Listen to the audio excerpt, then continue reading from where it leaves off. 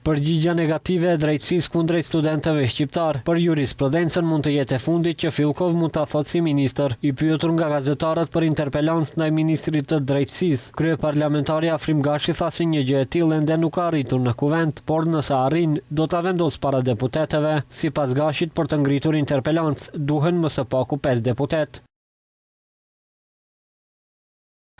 Rregulloria është e qartë, për të ngritur interpelancë duhen më së paku 5 deputet, por deri më tani nuk ka një iniciativë të tillë.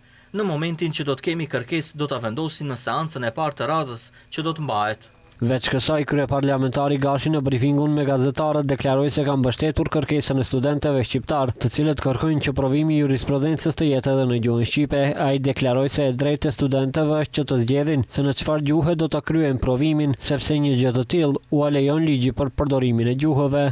Tema e shkarkimit të ministrit Fillkov është hapur pasi ditë më parë pati kryqëzim të përgjigjeve mes ministrit Fillkov dhe kryeministrit Mickovski. Për dallim prej Fillkovit që dha përgjigje negative, kryeministri Mickovski deklaroi se studentëve shqiptar një gjë të tillë u mundson ligji i gjuhëve që aktualisht është në fuqi. Ndërkaq për këtë çështje Bashkimi Demokratik për Integrim ka propozuar disa ndryshime ligjore në Kuvendin e Maqedonisë së Veriut. Kujtojmë se ditë më parë afërsisht 400 studentë shqiptar dorëzuan peticion tek Ministria e Drejtësisë me kërkesën që provimi i jurisprudencës të mbahet edhe në gjuhën shqipe, por e njëjta u refuzua nga ana e ministrit Fillkov.